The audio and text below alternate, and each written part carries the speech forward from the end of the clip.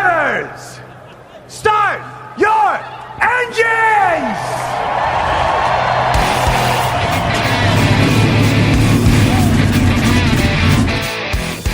Hit the pace car! What for? Because you hit every other damn thing out there, I want you to be perfect! When I'm driving, I got a guy on the radio who talks to me. It's him. He talks to me. Well, I wanna be a race car driver. Pretty girls eating from my hand, yeah. Wanna live a life of fun and danger. No sweating working for the man, alright. Well, I wanna be a firefighter. Cool headed when the heat is on, yeah. Save my baby from the burning building. Take all the way to Springfield sun, alright. No, he didn't slam you, he didn't bump you, he didn't nudge you, he rubbed you. And rubbing, son, is racing. Hey, race fans, welcome to the Whoobazoo Radio Network. Welcome to the circuits. My name is Frank Santoroski. I'll be your host for the next hour or more as we cover this week in racing, where we had major races in Brazil and in Phoenix, with championships down in Phoenix as we set the Final Four. Before we move on, a little bit of sad news in the racing world. We had a couple of drivers that lost their lives in very different circumstances. There was Jackie Ward, 56-year-old late model driver, lost his life down in Florida there. Heart attack behind the wheel. These things just happen, but it doesn't make it less easier to lose somebody from the racing community. And at the opposite end of the track, young 8-year-old Anita Board, junior drag racer, lost her life in a freak accident down there in Perth, trying to get her license for junior drag racing. So we'll just keep those folks in your thoughts, minds, and these things happen in racing, and never makes it easier. But with that being said, let's move on. So we were in Phoenix with NASCAR, one spot left. A lot of guys must-win situation. We're talking about 5 guys gunning after that one last spot. Must win. And then the guy who finishes 16th gets the spot. So I want to break this down, talking with my panel, and I'm going to introduce those guys to you right now. With me tonight, Mr. Gray Warren from Richard Childress Racing. How are you? Good evening, sir. Hope everyone's doing well tonight. All right, and also Eggert here, the man who reminds me that he needs no introduction. Seth, how you doing? I'm doing good. Christopher DeHarde in the house as well. Chris, how are you? Doing well today. It was a fantastic day. All right. My good friend Richard Youden hanging out with us. Richard, how are you? I'm very good, thank you. Hope everybody else is doing well. And last but not least, just to add some levity to the program, Mr. Joey Barnes has had a great day. Joey, how are you, buddy? Having a great day. All right. All right. So, you guys watched this race down in Phoenix. It was pretty neat to see Matt Kenseth get a win. He wasn't sure if he was going to get another before his cut came to a close. But that win came at the expense of young Chase Elliott, who was, looked to be poised to get that spot, ran into his rival Denny Hamlin. Some back and forth stuff there, and couldn't hold on to his top spot. Went from chump in a matter of a couple of laps. So, Gray, I'm going to let you fill in the details. Throw to you. Well, it was what the race was billed to be. It was going to be the last shot for people to get in to make the field for the championship showdown in Homestead. 5 drivers trying to vie for one spot to get in. A couple of those guys, Jimmy Johnson and Chase Elliott, were in a must-win situation. Also, you could probably throw in Blaney into that same mix, needing to win to get in. Ryan Blaney started the weekend off well by winning the pole, so he looked like he had a good shot at doing it from the get-go. But you kind of knew that as the weekend went, everybody was going to be. It was really going to be come down to some high drama at the end, and of course the race didn't disappoint. Denny Hamlin and Keselowski were the 2 guys that were closest to transfer already with the spots. I think Keselowski went in 4th, and just behind him, Denny was in 5th. Denny jumped out, got the lead early, and really dominated the race, led 193 of the 312 laps. Late in the race, got to a battle with Chase Elliott, and of course everybody knows what happened several weeks back in Martinsville, and you just were waiting for the fireworks to begin as Chase closed in on him. It was some really hard racing, and coming out of turn 4, Chase went to overtake him and pushed Denny up into the fence, went really wide, pushed him up into the fence, and pretty much ended Denny's day there with damage to the car. He blew a tire a couple laps later, and that was it for Denny. Chase went on to run strong there, but he had a lot of laps on his tires, and with about 10 laps to go, ran him down and passed Chase and was able to hold him off and lead the final 10 laps to get the win. So that made it set up an interesting scenario with a non-chaser winning and Denny Hamlin following way down the line there when he had to retire the car. And Blaney faded there at the end, didn't have a particularly good day. So that, like you alluded to, Frank, that kind of left Brad Keselowski running 16th, doing just enough to transfer into the final 4. Of course, he had to have some luck, and he could really thank Matt Kenseth and Chase Elliott for helping him get in. But really a crazy ending to the race. I know we'll talk about it a little bit more as we get into it about the Chase Elliott versus Denny Hamlin thing. But Denny was pretty philosophical about it when the race was over. When we asked about it, he didn't really didn't come out.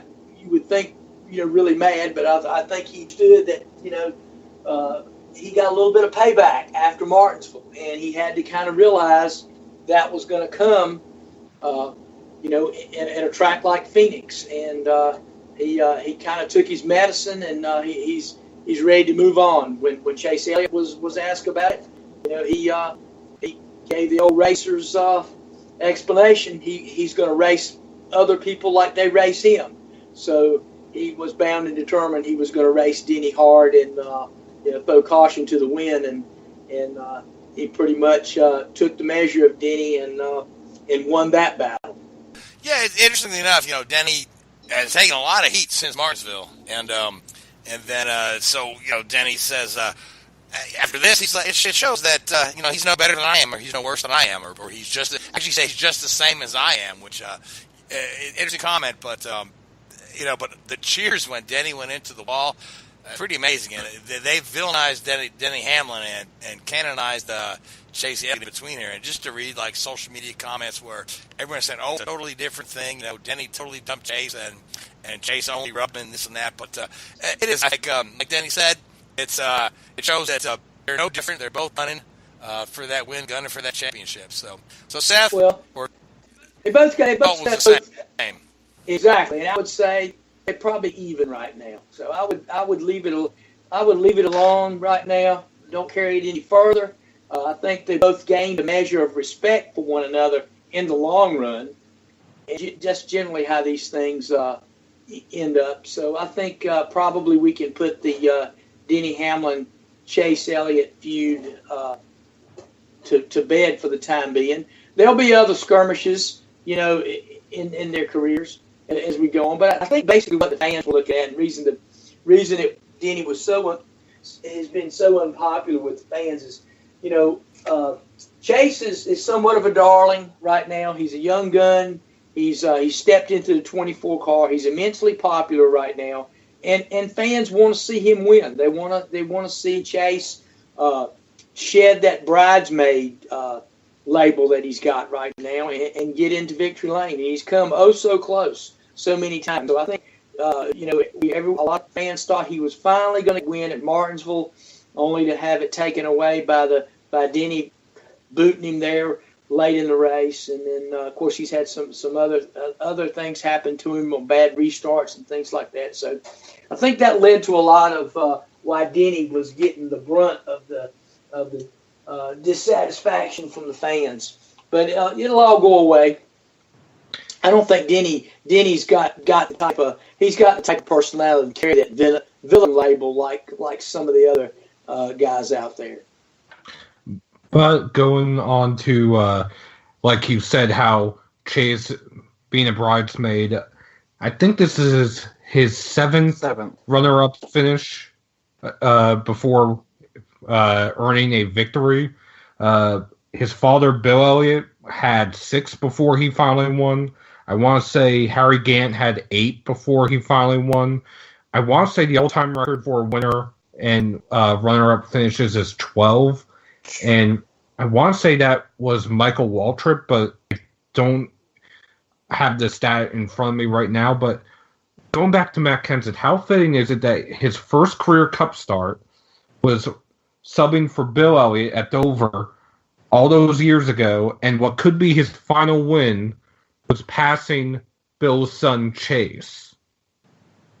Just to put that into perspective as to how long Kenseth's career has been. Yep, that's a good point. It really is. Chase was just a little fella back then when Matt got his first start at Dover, and you know, probably Kenseth was about maybe just a little bit older than Chase is now. The record is James Hilton with 12 second-place finishes. Thank you, Chris. But still, going back to Elliott and Hamlin, yeah, they were beating, banging. I would say Chase was maybe a little more subtle than the way Hamlin was at Martinsville. But at the same time, we all know racers will be racers, and they'll find a way to pay each other back, whether it's subtle or whether it's obvious. Yeah, I got to say that like Gray and I were talking about, it was a similar move. It just that Denny's move had an immediate effect. Chase's move, it just had the same immediate effect, but the same net result.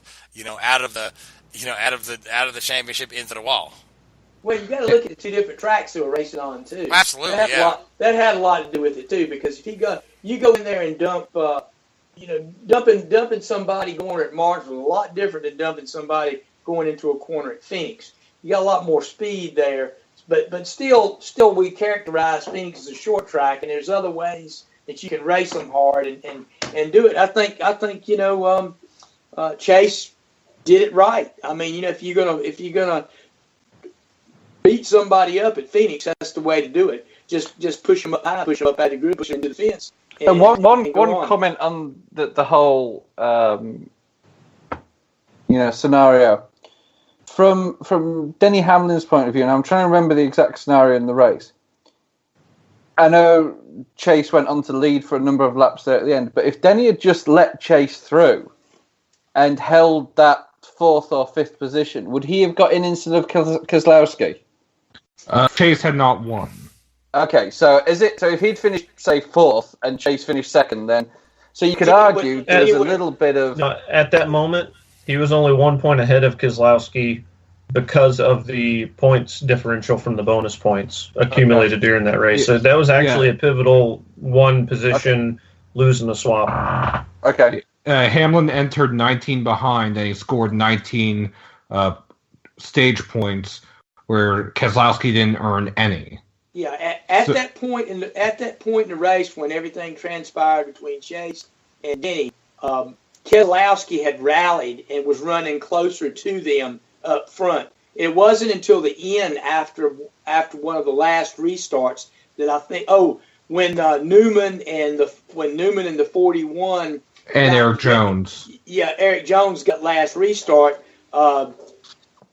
The two had to go really high to miss a lot of that, and he lost about 10 or 12 spots at that time, and never was able to recover that track position. And going back to Ryan Blaney, how he faded fairly quickly, he had a brake issue all day long towards town, which I'm not sure what his problem exactly brakes were. But speaking of brakes, Chris Buescher's brakes exploded and almost burned the track down. Yeah, he had a that was a A different red flag right there. Yeah, that's the first time we've seen the safer barrier kind of catch on fire. But Seth, elaborate a little bit. Going through the dog, Chris Buescher's right front brake rotor exploded, and the red-hot pieces of it just bounced down the track. A couple of them bounced over the steel part of the safer barrier and landed in between the safer barrier and the concrete wall. And it was so hot it just lit the styrofoam on fire.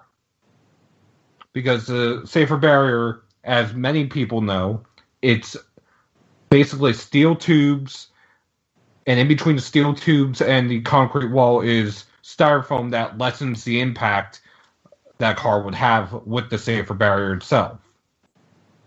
So it started burning in one section. As they're getting that fire out, it starts burning in another section. In total, there may be 3 fires, and they also had to check the straps that hold the steel tubes in place to make it compromised. I know there's a way that they have gone and replaced sections of safer barrier at other tracks when someone's had a hard enough hit that they've had to go back and fix like one specific tube or one specific section. But I don't know if they've ever encountered a situation like this. Yeah, I think it was the first. I haven't seen one on fire yet, but we all know SAFER stands for steel and foam, energy reduction, safer barrier. So I mean, hey, it is what it is. That stuff catches on fire, and it's just odd to have hot brake rotor pieces fly over the thing. I'm surprised we haven't seen it before. If you get an oil fire or something, you've seen guys at the wall and have some oil fires and this and that, or brake fires. But just to hop over the wall, just a freak little kind of thing there. But NASCAR finds creative ways to have the red flag. Why not this one? But now, Joey, you've got a comment about Denny Hamlin and how he managed the equipment through the day. So I want to bring you into this discussion. Yeah, I mean, I just think if Denny Hamlin's situation with the brakes were that he just didn't quite have as much later on, I mean, obviously you're going to go and attack the race. But, we see this situation where Phoenix is similar to Martinsville in the respect of how you have to take care of the equipment because the corners are just so difficult on the cars. So, and passing is difficult. So I just think it just comes a matter of the fact that he didn't manage his equipment throughout the day. I mean, not a lot of people had that same issue. But honestly, if you really look at the tape, not a lot of people, he was head and shoulders above everybody 2/3 through that race.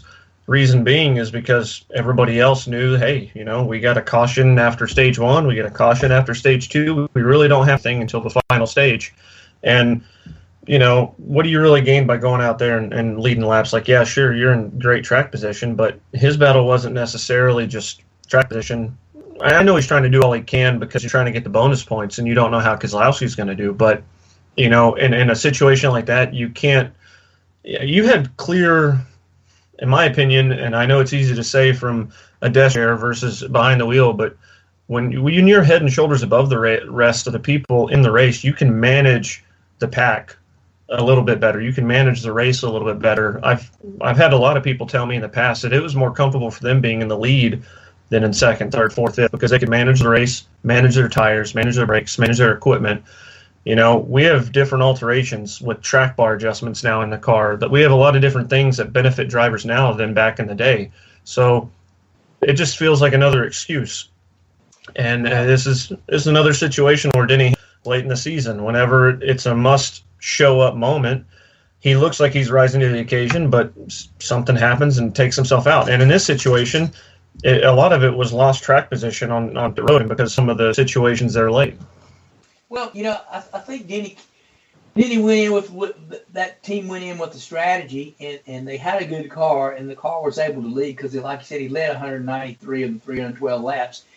He went in, minus 19 points behind the cut, and he garnered exactly 19 points, winning one stage and finishing second in the other.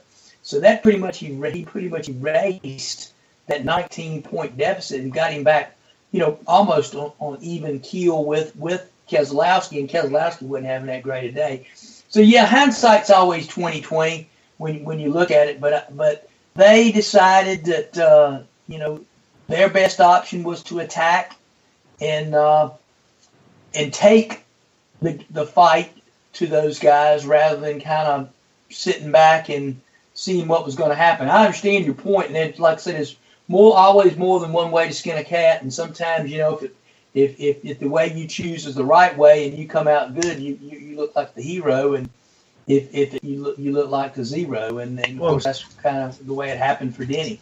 I'm just saying, if you're ahead by 4 seconds and it's near the end of stage one, or you've still got 20 laps left in stage one, there's no need to continue to push that to go to 6 second gap, because we know the gap's going to close anyway. Yeah, and I think you said it best. Like you said, when some guys like it better out front, it's a rhythm kind of thing. They get in that rhythm, and it's hard to dial it back.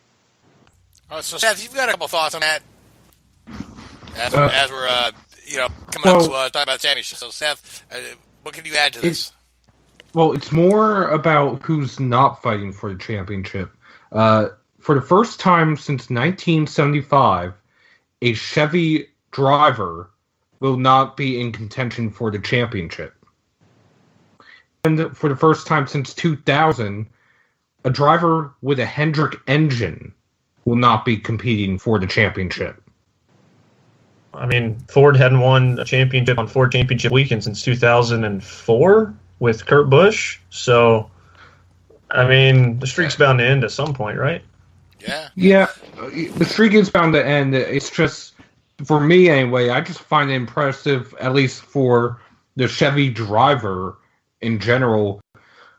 Since 1975, that streak is almost 42 years. Yeah, it is remarkable. I agree. I'll say, like you're saying too, Chevrolet had pretty much dominated the Factors Championship. Until last year?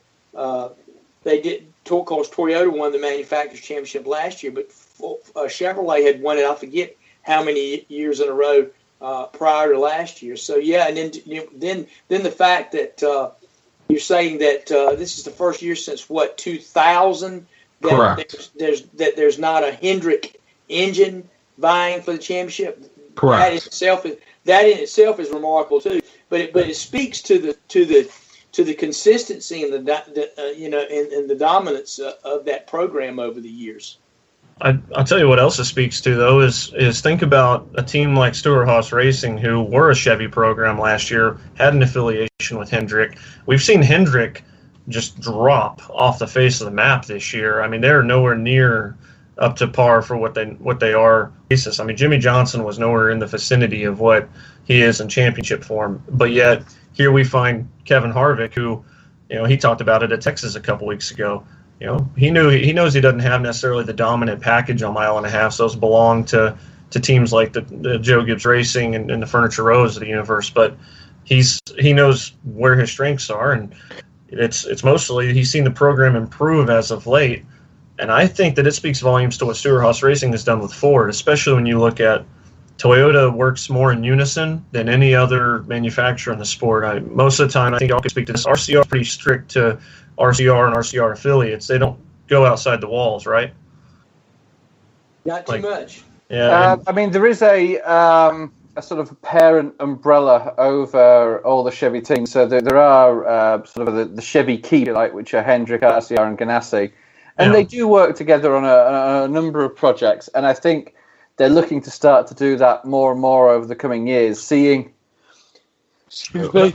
But I'm saying that at the track, y'all don't have a situation like Toyota always has those like meetings at the track, and drivers kind of come together at some different points throughout the weekend. And Chevy doesn't necessarily have that in the same respect. Neither does Ford. I mean, we see Penske, Roush, and SHR really not necessarily working on the same page. They're all trying to attack the same project in their own ways instead of attacking it together.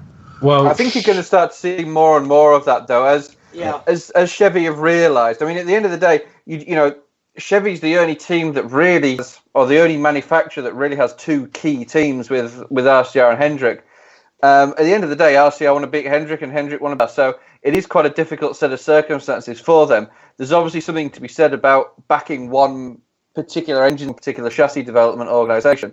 So I think you're going to start to see a lot more collaboration between the teams. And I know from a performance side on the new 2018 body kit that Chevy have been developing, there is a lot of alignment there between the manufacturers to sort of pool wind tunnel time and the like to make that more efficient. Yeah, And what? You had an interesting point too when you're talking about Hendrick falling off the map too. I think it bears mentioning that Kyle Larson has had 2 engine failures in the last 4 races too, and they are Hendrick engines. So I would imagine the people at Hendrick are gonna have some soul searching and some self evaluation in the coming months, and they're a strong organization. They'll learn from this, and they'll come back strong. You just don't keep a organization with that kind of depth down for too long. The one thing I'll add to this, and I know Seth, you're wanting to make your point, is touching on teams that have tested at Homestead gearing up for this weekend, because we know Martin Truex has, we know some of the other guys have.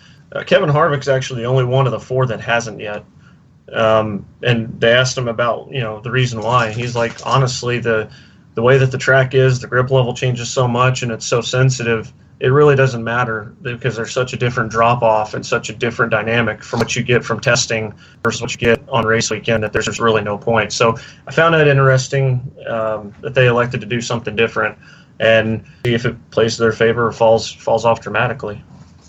And where I was going to go with this, as you said, Toyota works more in unison than any of the other manufacturers. Chevy is starting to creep that way, like Richard alluded to. You have JTG Doherty Racing, which is going to have a Hendrick Alliance next year, but they're also still going to be working with RCR. You have Levine Family Racing, which is going to have Casey Kane and a Hendrick crew chief, but have RCR equipment and an RCR engine.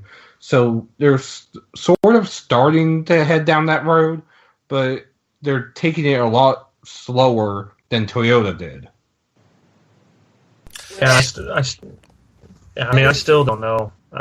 They're clearly this is kind of a weird thing to bring up, maybe, but this feels like maybe this is a spur from DEI days. Like we saw Dale Earnhardt Incorporated back when they had Junior and Park and Waltrip and all them, and they were very constant about working together. And they changed the way that people raced on plate tracks. They changed the way that organizations start to change the dynamic moving forward and stacking race weekends. And not to say that they were perfect at it by any stretch, but I think that kind of forward thinking we've seen spread across. So even though, in kind of a weird way, since we're talking about Junior's final ride for the final time, in a weird way, I thought I'd bring that. Seems to be something that's caught my attention. Yeah, and I think we're going to see more. If you go back to Talladega a few weeks back, the 4 teams worked really well together. If you remember the first several pit stops during the first couple of segments, all the top 4 teams came to pit road together during that time. So that shows you there was some collaboration going on there. I think it's it's going to become a necessity in today's NASCAR. It's going to be it's really a fight for survival, and they're going to have to band together to strengthen their respective teams.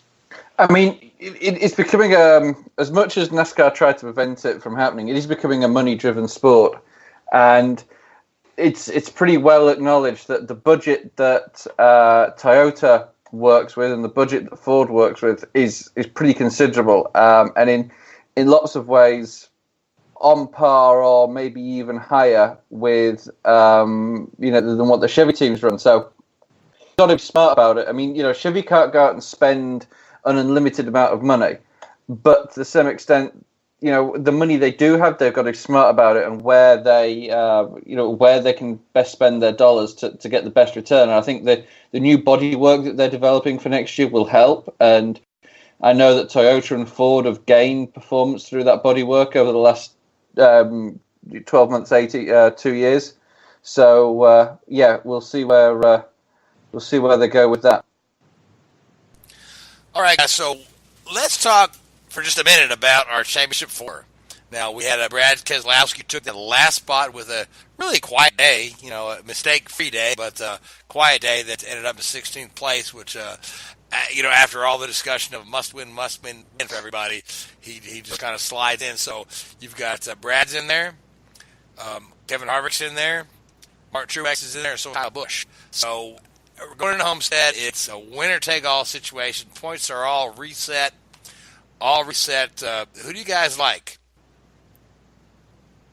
And I like Kevin Harvick, honestly. I think that they're in a unique situation. I think that him and Harvick and Rodney Childers are really starting to figure out the Ford package. I think they're hitting on all the right dynamics. And we've seen before, like 2014, the first introduction of the chase, the playoffs, he wasn't afraid to take a 7 wide because it really was wreckers or checkers for him. He's either going to win the championship or he's not coming home with a clean race car. And I think that when I look at the situation of Kyle Busch, not great. I look at Martin Truex Jr. I think this is his best opportunity, period. I think after this, the new Chevy car that's coming out next year, the aerodynamic changes, things getting a little bit closer to Toyota, I don't think they have anywhere near as close of a year that they've had than this year. Martin should be the favorite.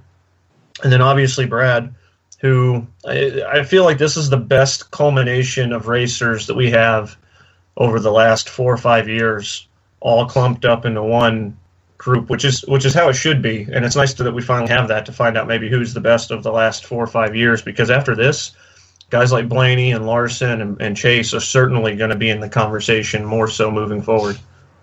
Yeah, absolutely. I agree with you that these 4 guys we have in there are probably represent the best of the best out there. Martin, who's been just fantastic all year long, and then you've got 3 champions in there who are still, running after it, as we have other, some of the older guards moving away. Kansas is going away, and Junior's going away, and these are the guys that are fighting week in and week out. And Joey, I have to agree with you that looking at this thing objectively, I want to say if Martin Truex doesn't win this thing, it's a travesty. Because that's how a proper racing championship should work. But I've got to give Kevin Harvick the upper hand in this situation. So yeah, Truex has an average finish of 2.2 on mile and halves this year, so he should be in a good situation, at least be there late. And I know trying to redeem what happened 2 years ago. So and Toyotas are halves, but in this race, we know how they go. We know, a lot of us know what goes on to make it to where these cars that are out to win the championship are usually running 1-4. Like guys like Matt Kenseth don't just come up and win a race like this. So, all things in consideration, if I've got to pick a situation like that, I'll go with Rodney Childers every time among who's left over in the Final 4. And nothing wrong with that. So, Gray, I want to bring you in. And, Gray, you give me your thoughts on this championship 4 and who you like. Well, you've got three former champions and 3 experienced championship teams coming in. So that bodes well for those 3 teams. And you've got a team in 78 that has run championship quality all year, that has gone out and done what they needed to do week in and week out. Win stages, accumulate points, and win, and more importantly, win races. I agree. Truex should go in this weekend, the favorite, and I would expect no less to him to qualify near the front and try and dominate the race. But I think you got to look back. I agree. Harvick is going to be tough, but you've got a guy like Kyle Busch that's going in there. And really, I don't think, he's not going to go in as the favorite. People are going to be, all the talk is going to be about Harvick and going to be about Truex. And I think this sets up perfectly for someone like Busch to come in there, and we know he's very capable, someone to come in and just steal the show. I just don't think Keselowski has shown the speed. I think him transferring was very, very fortuitous. He used some luck to get in. I just don't think he's that team. The Penske team has been a little kind of like Hendrick this year. They've just been a little off in the speed department. and been overshadowed by the Toyotas and of course Ganassi teams to some degree. But I kind of like Kyle Busch coming in and stealing this championship late in the race. I don't by no means think he'll dominate the race, but I think we'll see one guy, and I think it'll be Busch steal this race late and steal it. And there's no reason to disagree with logic. Kyle has won everywhere and anywhere. So now, Richard, what are your thoughts on this championship four that we have? I think we've got probably over the course of the season, definitely with Truex and Kyle Busch, probably the two most dominant cars throughout the regular season. And then you've got the two sort of wild cards. You've got Harvick, who's the ultimate closer in many ways, isn't he? Been there before, got the job done. You won the championship, and then you look at Keselowski, who you don't want to say he doesn't deserve to be there, because that's very, very unfair. But he just hasn't really inspired you this season. As was mentioned earlier, the Penske cars have struggled this year for Joey not to have won a race, but then it was incumbent, and they're not to bounce back and win another race past that. I think is has shown that they just haven't been at the races this year. My personal opinion is that I think it's going to be Harvick that's going to execute the best this weekend. This weekend, it's purely all about execution. It's about going there and going through your normal routine, the routine that gets you results. And I think the experience that team has, the experience of the owners, the in that organization of going there and executing properly and not making, and I'm not saying not having to, not making catastrophic mistakes. You see on a reasonably regular basis, at times Toyotas have tripped over themselves a little bit, where I don't think you see such a regularity with the forecast. Sometimes they're just not fast, but they very rarely make catastrophic mistakes that I think could potentially creep in with at least one of those two Toyotas. I'd be surprised if I'll say this. I'll be surprised if both the 78 and the 18 both finish this weekend.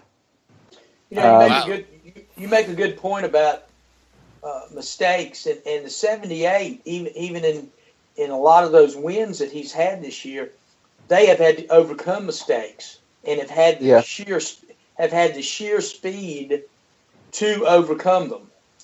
Exactly, and this weekend. Yeah, this weekend's going to be a different tale. I don't think you're not going to be able to those mistakes are going to be more magnified and you tougher to overcome. And you don't necessarily see throughout the regular season what happens with teams in a must-win situation. I mean, you see it to a certain extent, in the chase races and the playoff races or whatever it's called these days. But this is the ultimate. This is the there's an old sort of thought in motor racing that to win a race you need to get 10 things right every weekend. You need to get 10 things right to win a race. And the guys like the Hendricks and the Toyota teams, the Joe Gibbs and the Furniture Rose and the Stuart Hasses and the Penske's and the Ganassis of this world, they will get 6 or 7 of those things right every weekend. So they've got a good platform to build on to win that race. What that doesn't account for is the unknowns and the mistakes on pit road and the things that are outside of the driver and the crew chief's control necessarily.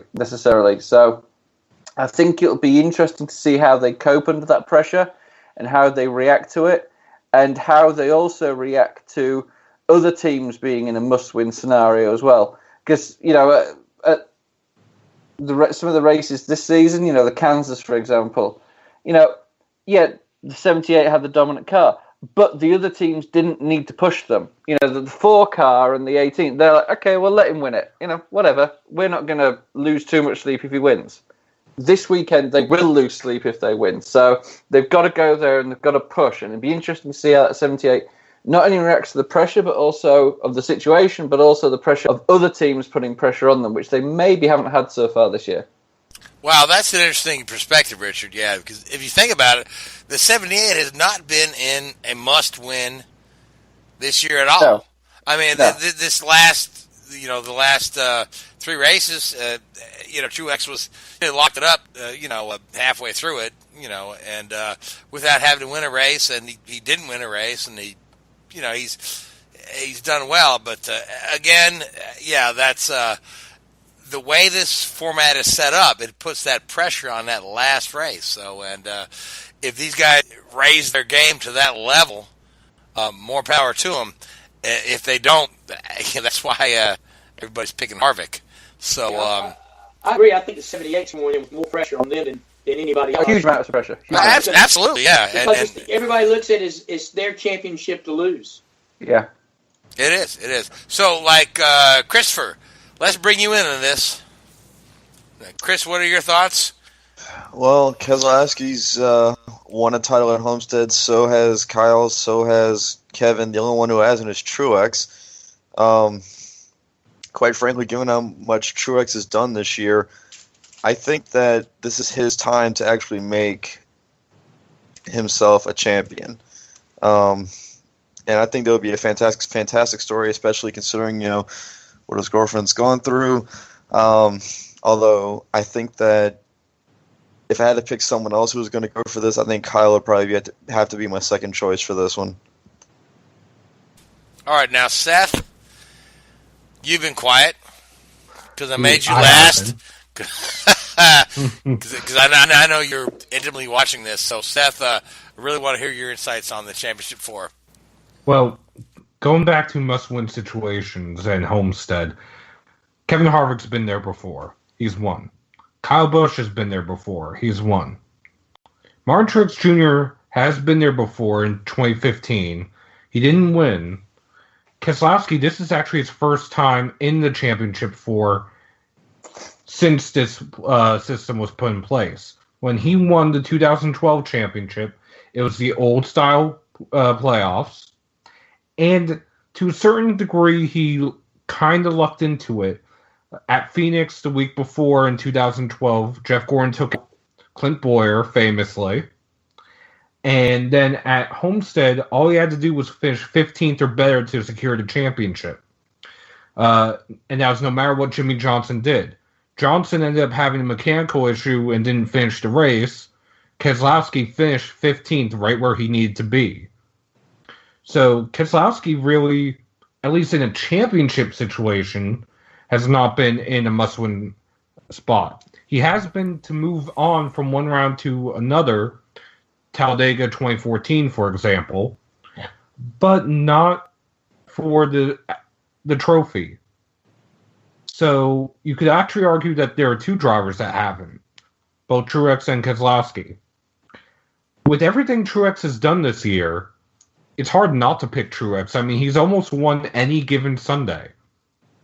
He's won 6-mile tracks. He won Watkins Glen. He almost won the season finale, the regular season finale at Richmond. So I'm going to pick Truex. And why shouldn't you? Because I think he should.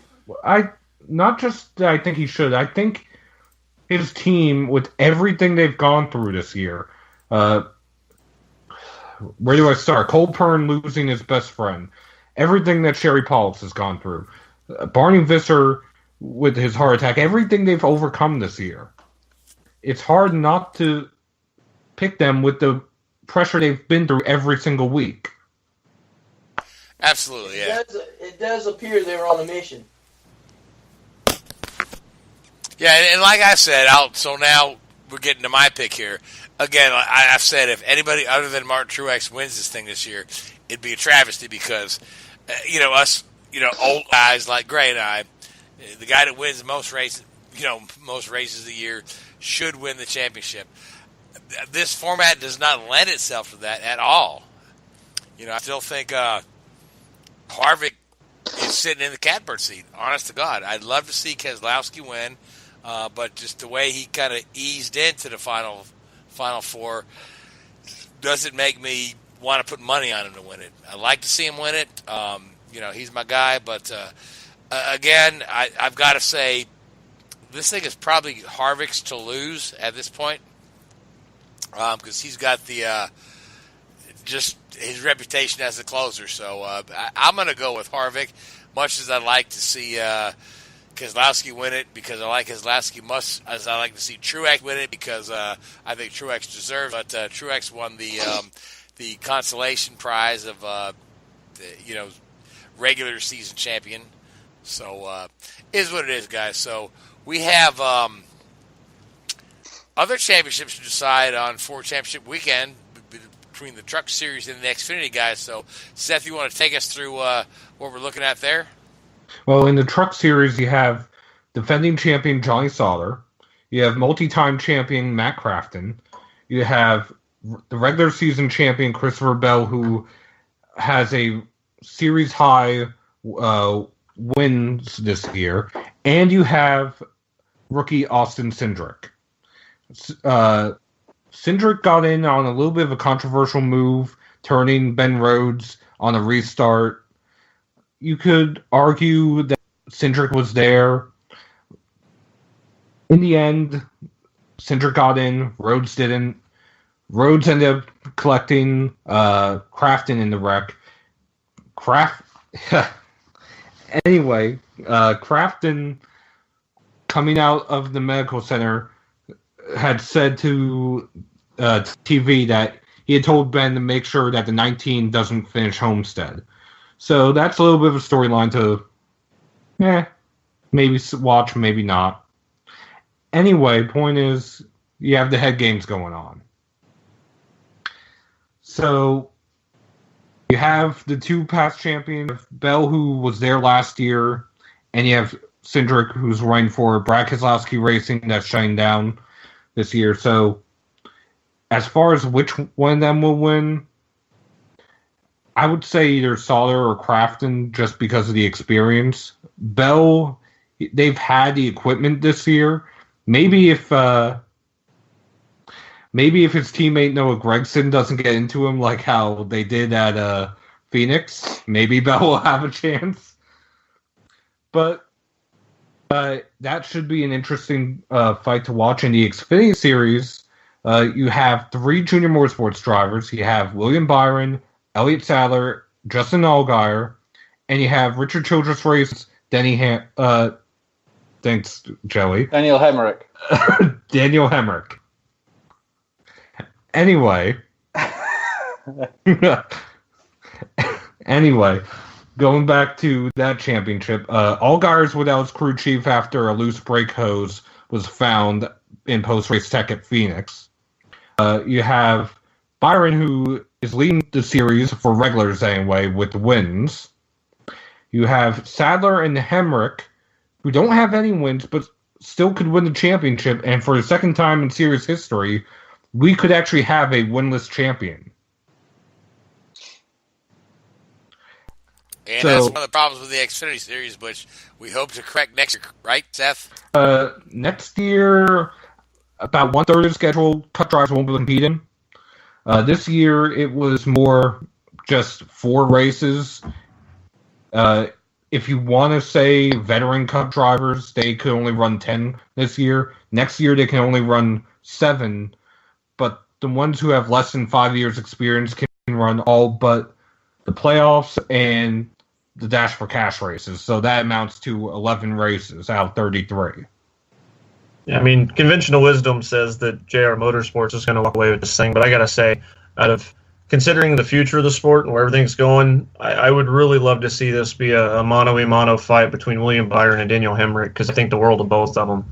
Hemrick has been doing the short track game for a long time, and to see him in this opportunity, I remember talking with him at Homestead, I think it was back in 2014, whenever he made his first mile and a half start in the Truck Series on an oval. It was only his second Truck Series start ever.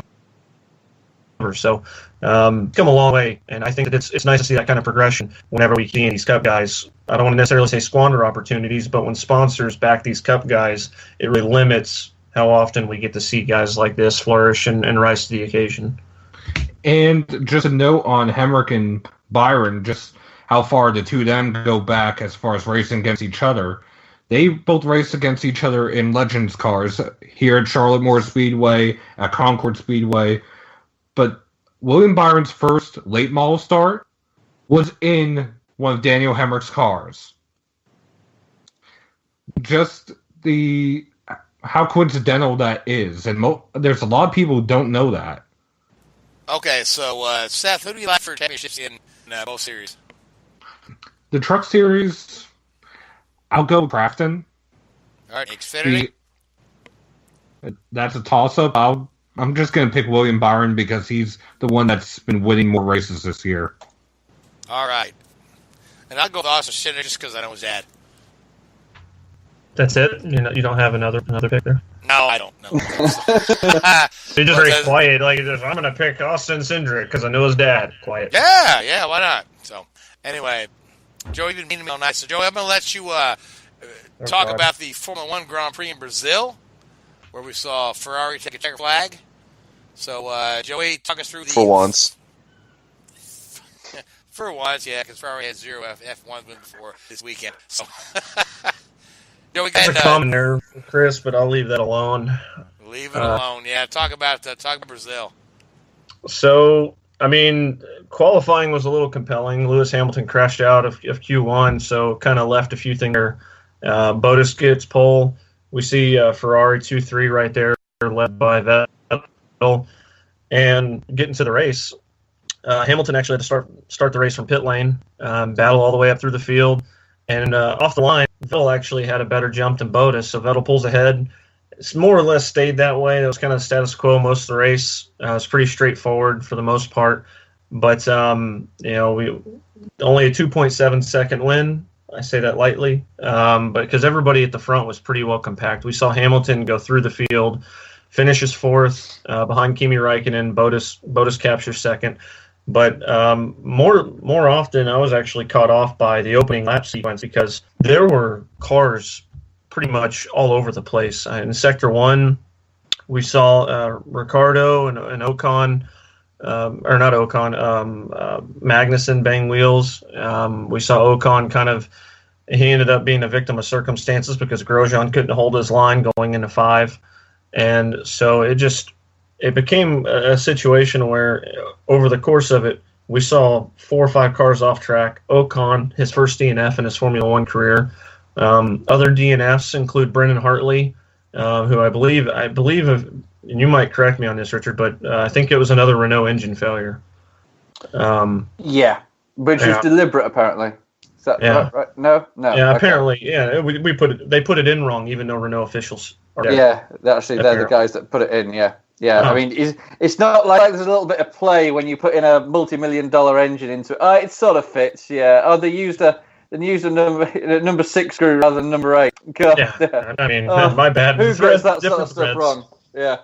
Stoffel Van Dorn. Stoffel Van Dorn also did not finish from the opening lap sequence. Kevin Magnussen was also a part of that. I think if you really get a chance to look through this, Felipe Massa. I know we're going to talk about him in a minute. My favorite moment of last year, one of them was Felipe Massa walking back with the flag over his shoulders to pit lane. Crew members coming out. It was a moment that made you really appreciate Felipe Massa. I'll be the first to say I hadn't really appreciated for Felipe Massa coming back this year. That it kind of hurt that moment. But he made the most of it because in his return to Brazil, he finishes 7th, finishes in the point. Really good run for him and Williams in his final go. His son cued in on the radio after the race. It was a nice, cute moment. So he has 2 Brazilian retirement moments. Only guy in history to say that. Sorry, just want to interrupt there. Am I right in saying that, and I may have misheard it at the end of the race because I did have to leave quite quickly, but I thought I heard something about Massa saying that was his final race? Which I think he may be wrong when he said that, but it almost came across as if he was saying that he wasn't racing in Abu Dhabi, which I find it hard to believe. But I thought he said in his something about his final race. I didn't quite catch that, but I did hear a lot of rumors that they're ready to announce potentially Robert Kubica, and then as soon as that happened, Will Buxton of NBC and Racer turned that kind of said, hey, I talked to Williams, and that they sputtered that quickly. They're not near a decision. It's going to be some time. So conflicting reports there. That'll be interesting. I'm like you. You said it about a month ago. Hey, let's let Felipe Massa enjoy his day in the sun, Brazil. Let's find out what Robert Kubica can do for us in Abu Dhabi before we sign him to a long-term deal. And I stand by it. I think it's a great idea, but I didn't hear quite that. If they do it, hey, I applaud Williams for a smart decision.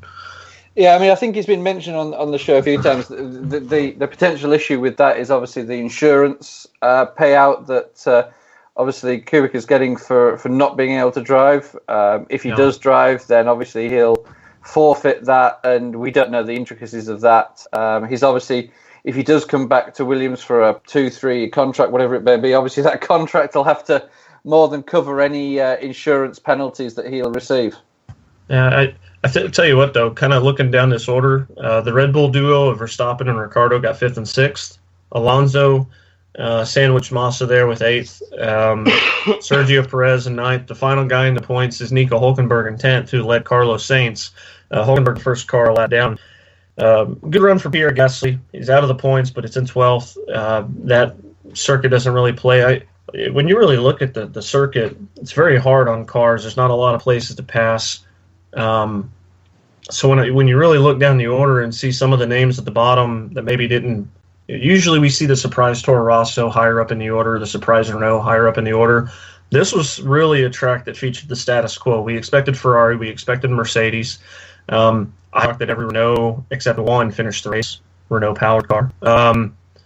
But there was nothing really that surprising about this weekend. I mean, we know that now it's pretty much going to be Vettel to finish a second in the championship because apparently, according to what reports were, Bottas undervalued or Bottas was underutilized for the race, or however you want to phrase that, because Lewis Hamilton can battle back from pit lane to finish 4th because he's Superman. But you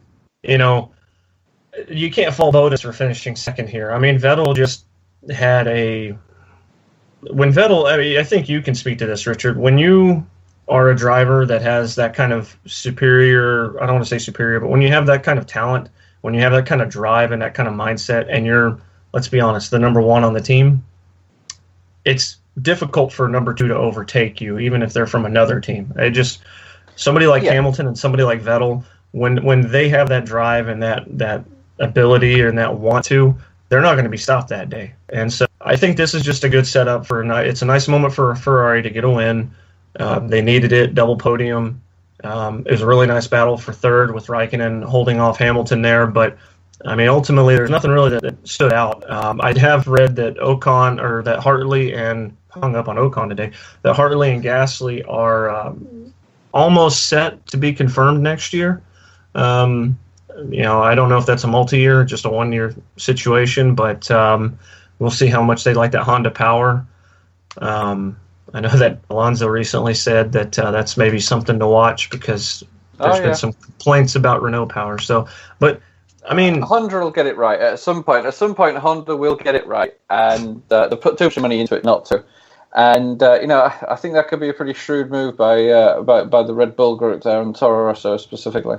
I mean, what stood out to you about this race? I mean, everything to me seems status quo, but what stood out to you?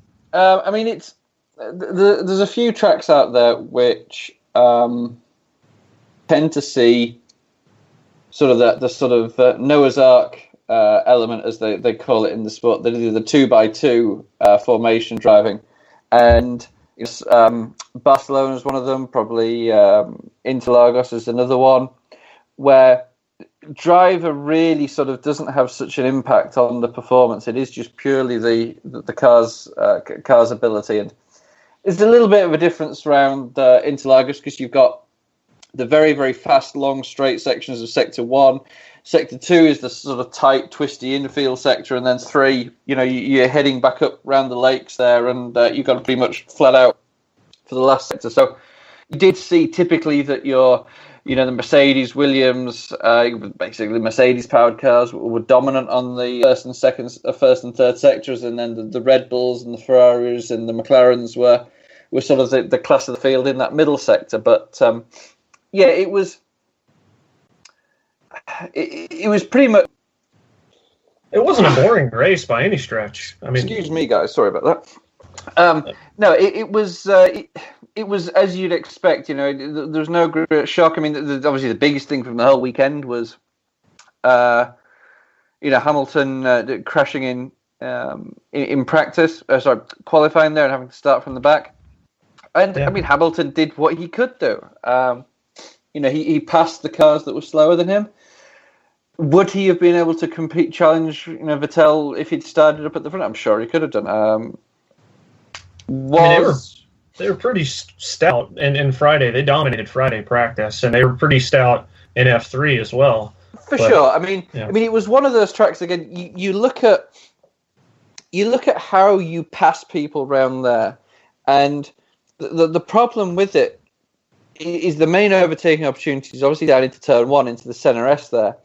And you look at the leading up to that, you've obviously got the back end of that tight, twisty section where the Ferrari was 2 to 3 per lap faster in that sector. So for the Mercedes cars to get in a position to attack, especially the Ferraris, it was pretty difficult because they had such an advantage through that sector that they couldn't, they could maybe gain that 2 or 3 tenths back through that final sector, but they were already 6, 7, 8 tenths down.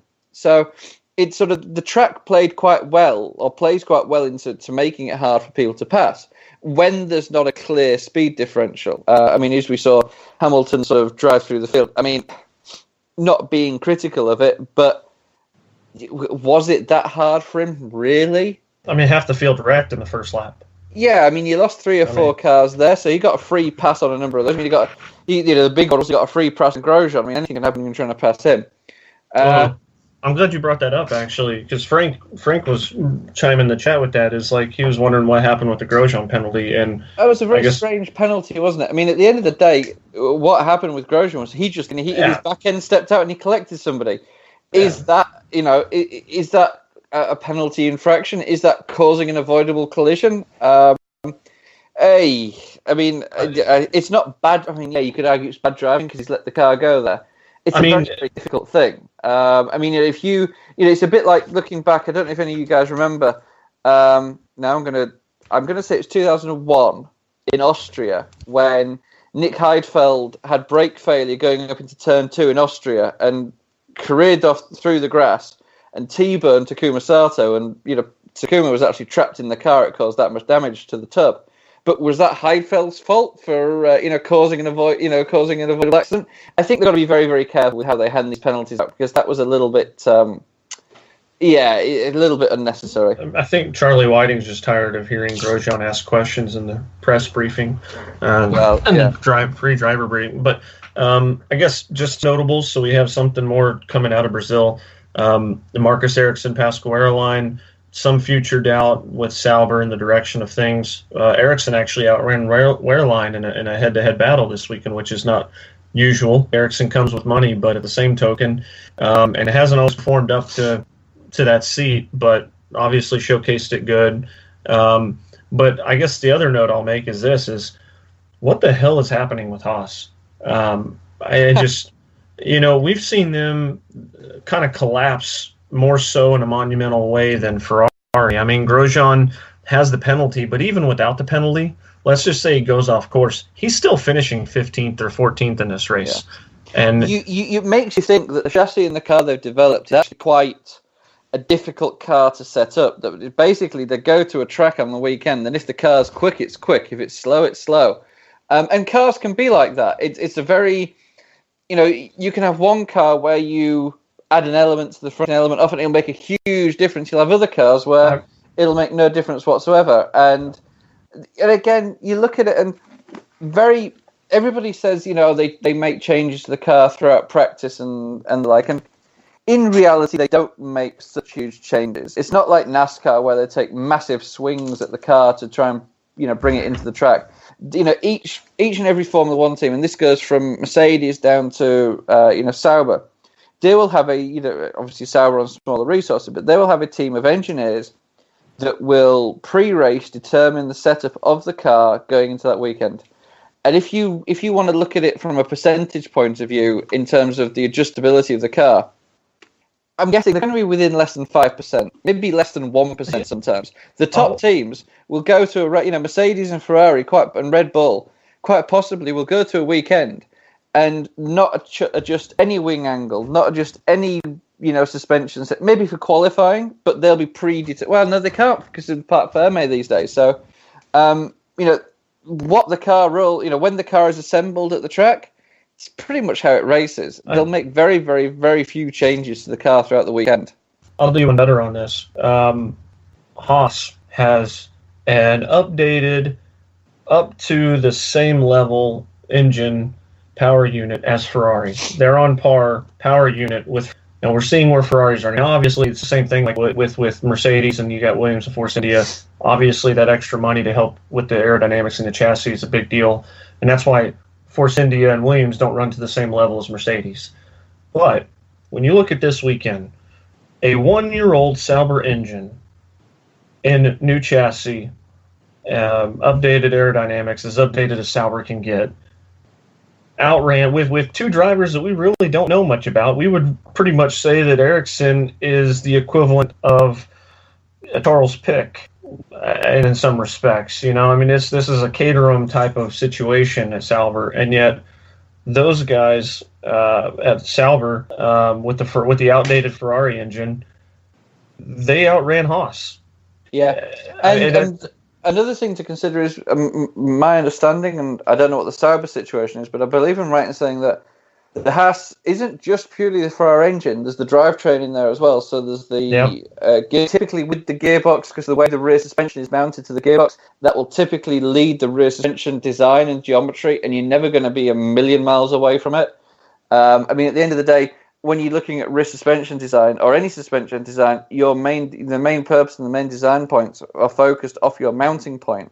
And if your gearbox, your mounting points on your gearbox determine your rear suspension geometry. So I'm guessing the whole rear package on that Haas is pretty similar to what Ferrari run. I don't know what the Sauber deal is. I'm guessing they don't have the Ferrari gearbox and rear end. But, my only conclusion from this, because you can see some races where Haas runs well, and then others when they haven't got a clue what's going on. It's purely that the car is just very, very numb to setup changes, or potentially, and I don't know, Haas don't have the resources and don't have the experience and don't understand the changes to the car. So their sort of success week to week is based upon how it basically rolls off the truck. I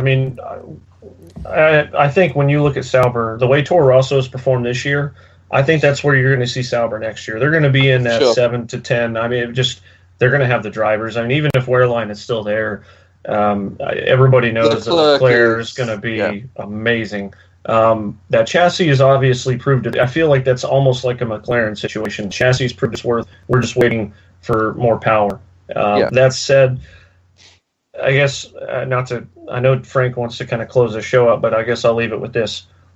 It makes you wonder if it's not just a matter of resources, but we continue to see drivers who don't really necessarily have that winning experience. And this isn't a knock on somebody like Magnussen, who's still new to the F1 scene relatively.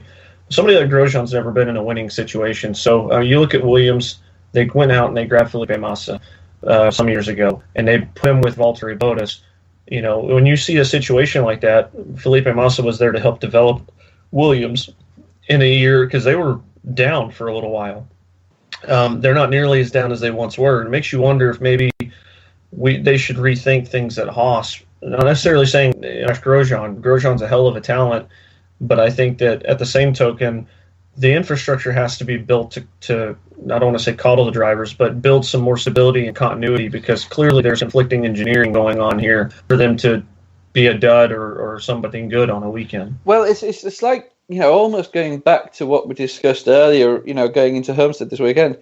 It's purely about execution.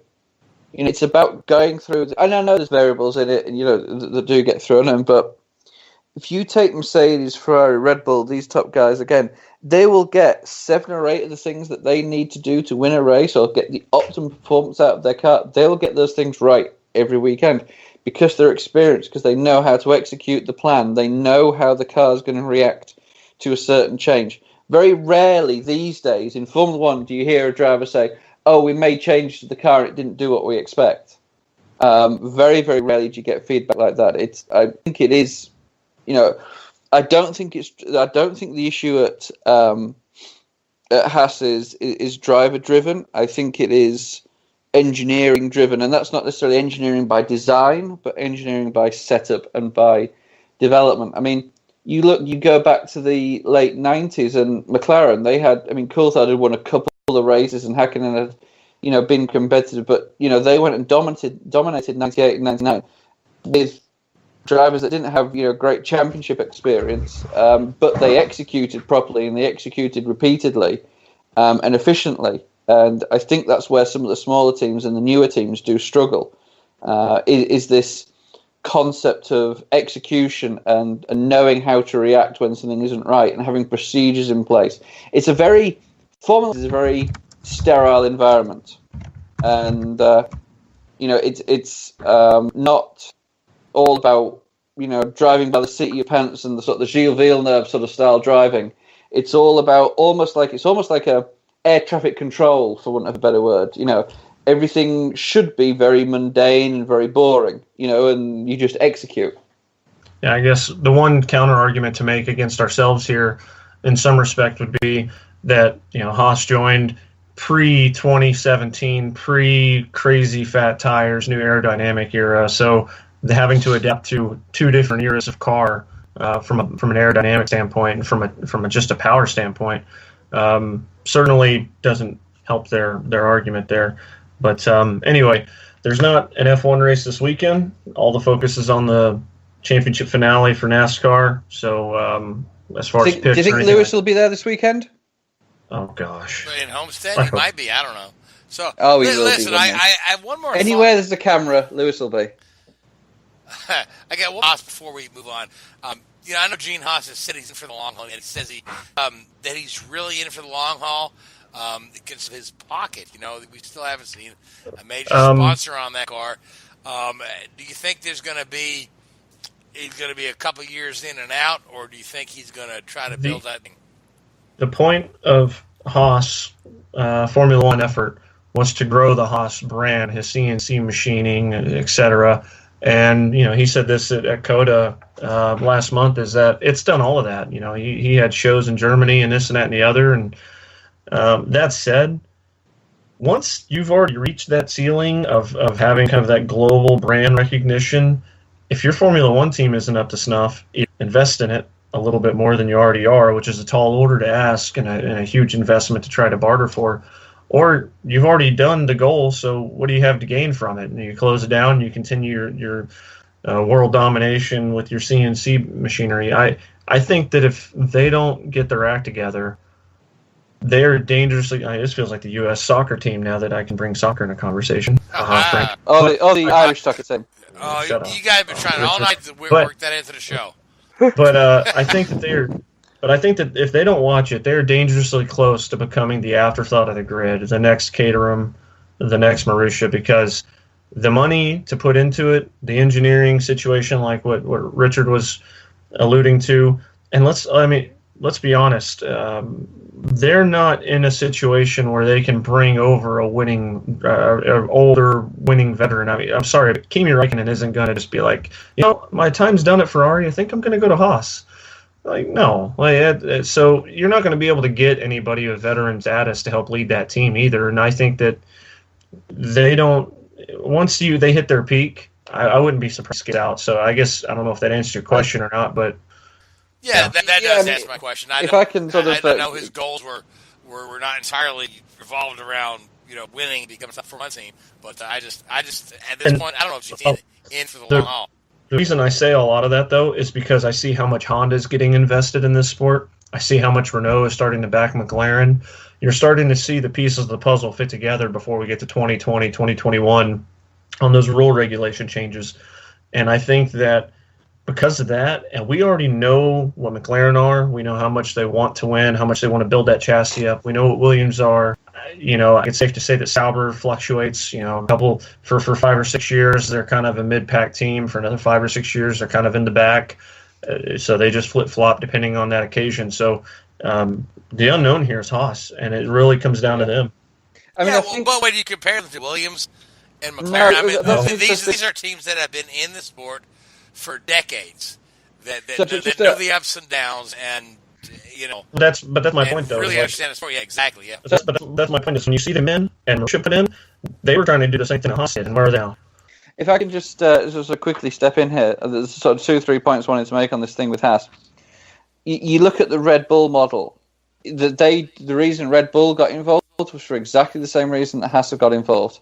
Although with Red Bull they bought an old team out or bought another team out.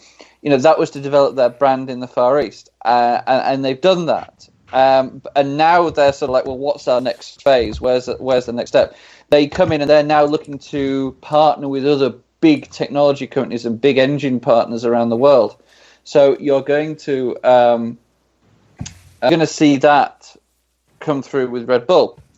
Now on the Haas side, Gene Haas, I think from his perspective, it would be the publicity from growing his brand and then disbanding a Formula One team would be far worse than never having a Formula One team in the first place. And I think that Gene is a little bit smarter than that. I think he will stick with it, and he will look to bring in other predominantly US-based brands that want to grow their market share around the world, and see where that will take them. But the interesting point, going back to what was being discussed earlier, where do Haas fit into the hierarchy of Formula One? There are, from off the top of my head, there are 3 teams out there in Formula One now, and I think 3 of them have never won a world championship, being Toro, Sauber, and Haas. I believe every other team has won at least one championship, or multiple Force championships. India. Correct. Force India. So I would put Force India and Haas in the same bracket there together. Sauber are marketing themselves as the Ferrari junior team, and Toro Rosso obviously the Red Bull junior team. So you look at Force India and Haas, and basically they turn themselves into basically a mobile billboard. That's what they become. They become a branding exercise, and obviously Force India's had that with the Indian economy and attracting Indian sponsors. Haas is trying to do that with US sponsors, and I mean, this is the first time in a long time that I don't think I've heard any rumours of Force India shutting down. It's because Vijay Mallya got arrested again. Well, yeah, so again, yeah, he's probably got a loyalty card with the, isn't he? I mean, that's a good point. That's a good comparison though that you bring up, is the fact that realistically, if you look at this model, Force India didn't light the world on fire coming in, and they were up against it. So, and I would say that's kind of the ceiling for Haas. Like the floor is Caterham out of the sport and gone, and I think the ceiling is probably your Force India, and it is just about how much dedication and investment Haas really wants to put in his Formula One venture, because it clearly has to be more than what we've seen. Yeah, and I think he's using it as a... Just let me throw this in. I still wonder, when Gene moved his NASCAR team over to Ford, Ford, who has a long history of Formula One, if there's not something brewing for the next decade there. I mean, there may very well be. The only thing to sort of counteract that is Ford haven't been involved in any of these 2020, 2021 engine negotiations that have been going on within the sport. And you'd thought if a global brand such as Ford wants to get involved, they'd be at the opinions known pretty... You would think, yeah. So, good point, Richard. So, with that being said, I want to give Chris a little bit of time. We've been sitting over here kind of quiet. Chris, are you still awake? Yeah, right over here. Okay. So, you were... talking about the Lucas Oil School of Racing down in NOLA, and this is going to be next generation of drivers. We'll see an open wheel, and get some pretty exciting news to share. Yeah, so one of the guys Team USA scholarship this year at the Walter H. Trophy race and at the Formula 4 Festival, Aaron Alzon. He's from the southwest portion of Louisiana, and he was running in the Lucas Oil School Racing, which is how he actually ended up getting noticed by Jeremy Shaw and all those guys. He ended up races at NOLA Motorsports Park this past weekend and set a new track record for those kinds of cars at the track. It was really just great to see. Well, I didn't see it because I was up in Indianapolis, but it was great to hear that, a guy from Louisiana won at the Louisiana track, coming in with the Team USA fire suit on as well. So it was great publicity for him just to be able to get down there and win all that. I was happy to see the post about him winning. That's all I really had about him, but it was great to see. He's also going to be at the Road to Indies shootout coming up in December with Jonathan Kotick and several other guys from around the world that are going to be running there. Now, where you said that was at Cody, you said? No, the scholarship is going to be I think it's somewhere in Arizona in December. Phoenix Raceway, or the one he's called, or It's at Lucas Oil, and it'll be in Phoenix. It won't be at Phoenix Raceway, I don't believe. Yeah, but it'll that'd be in the one Phoenix. they used to call it, Firebird Raceway? I don't know. I'm actually looking right now. I don't think it's going to be there either. But, yeah, I mean, he was saying Jonathan Kotick, not Coda. But, yeah, Kotick's another guy that was out there for the Walter Haiti situation, Team USA scholarship, whatever. Man. All right, cool. So now we're up against our window here, so let's go We're around. not. Don't lie to the fans. They love us. Maybe not you. But they, Man. So you're so mean to me. Bondurant Racing School.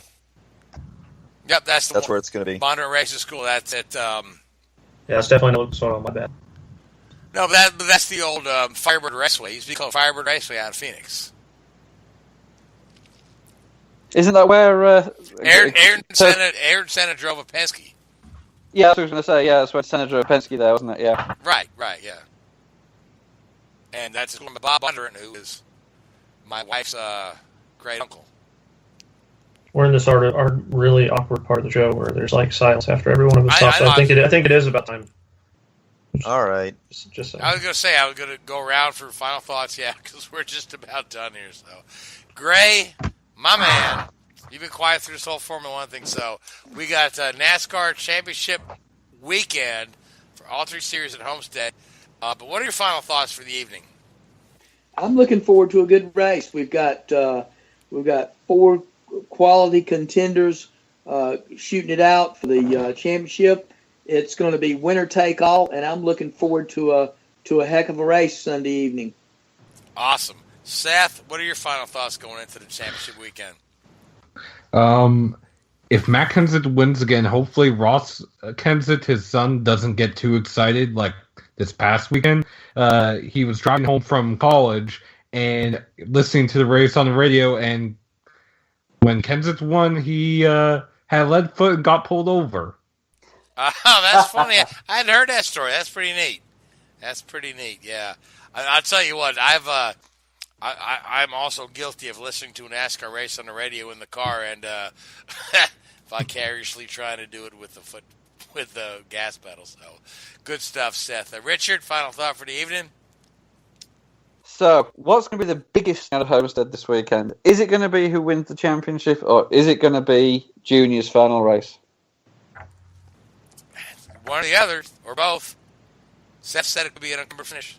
Oh, that'd be brilliant, wouldn't it? I don't think I don't believe the NASCAR spec cars are Homestead. Wherever Junior finishes, they'll encumber every car above that. I'll tell you what, if Junior goes out in the middle of the race and has to step out of his car, drop the window net down, and wave to the people at the grandstands, it's going to be something else. But I'd love to see Junior finish that thing in the top 5. I don't know that he can win. He might. It'd be neat to see him win. If he does win, people will tell you to fix it in, but... That car is going to be... do you think that car's just going to bypass inspection on the way to the grid by any chance? Well, sure, yeah. Everybody turns right. Junior, you just go left. Go left. That's fine. Don't worry about it. We know you're good. You wouldn't dare to try anything today. No. And it's it's going to be an odd moment for the sport, and we saw it with Jeff Gordon a year ago, You get the guys but it's what pays the bills, and pays the bills, possible listen to sport, yeah. So now, Chris, your final thought for the evening? Yeah, if Austin Cindric wins the truck championship, he'll have to have an amazing amount of luck to not get taken out he'll have to run away from everybody else. That's the only way he's going to win this championship because of how bad most sport was and how bad that was received. Well, if Austin Cindric wins the championship, he'll need security to get out of the track. Too. Yeah, so, Joey? Well, tomorrow I've actually got an IndyCar test to go to. Chevrolet's going to be here at Texas Motor Speedway, so I'll be heading that up tomorrow, and so that'll be fun. I believe that'll be my last track day of the year, so kind of unique. But as far as this weekend goes, it's fitting that if this is the last time we see Kenseth and Junior, that they be going out together since they came into the sport together. They're tied to each other from the Busch Series days, so that's pretty fitting. And I mean, it'll certainly be interesting to see what happens this weekend. I don't really have too really touched on IndyCar at all tonight, but I did read a article in Portuguese that from in the fight car later this week. So you see that, or yeah, we've all speculated that Matthias is going to be in that car. So. Well, a lot of that is tied to Canon and Brazilian TV and stuff like that. So I don't on a few things. Bobby, that knows the sport in and out, has for 5 decades. But I would like to have seen somebody like Connor Daly get a little bit more time, because I think the biggest thing, and he lists in one of his articles, is that guys like that need stability and continuity and structure. Those are the things that really sit with a lot of people and allowing room for growth. I mean, there's a reason why we've seen Daniel Ricciardo grow from the junior team to the senior team in F1. He grew into those shoes. We saw Vettel do it from BMW Sauber to Toro Rosso to the senior team at Red Bull to now Ferrari. And, you look at it from Joseph Newgarden in that situation. So I know Chris wants me to mention Sage Karam, so just for the sake of Chris, I will. There you go. I mentioned Sage Karam. But I think that, 29 or 31 starts, somewhere in that bracket, came on strong late in the year, proved his worth on road courses, ovals, etc. Since you're going to give me a second final thought, and we're going to talk about IndyCar a little bit, that would be my final thought on that, is that we've got to have some structure in place to give some of the younger guys, especially guys with personality, and can resonate with the modern day fan, especially millennial generation, a chance. And so hopefully that happens in the near future, and he gets another shot. And for Foyt, they're certainly building on their year, and they're doing it opposite of us. They're doing it with a veteran who's won at every level in IndyCar, and they're potentially bringing on a kid, ready to announce a kid that is also Brazilian, keeps that South American flow going, and could be very, very fast in IndyCar for years to come.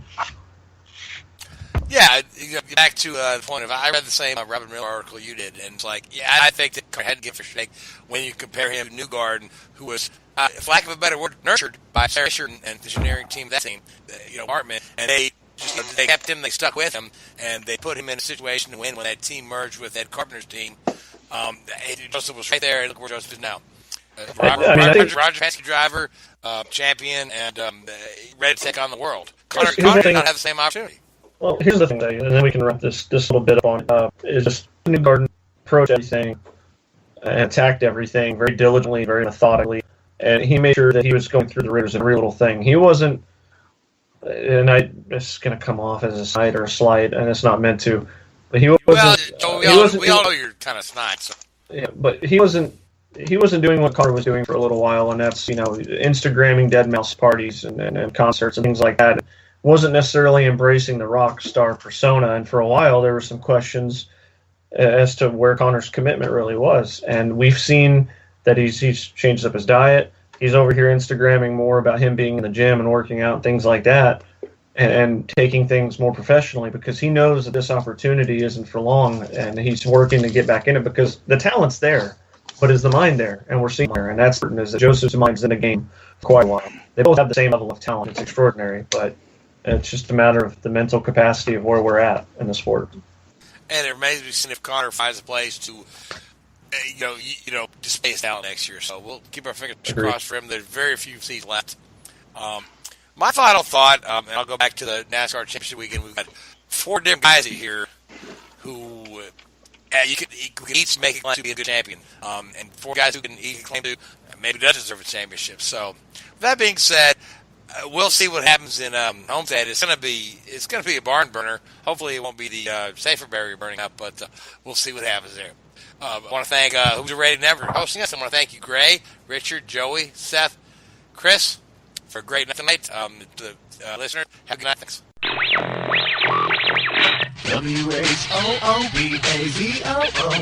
Whoobazoo.com. That's Whoobazoo.com. Enter website.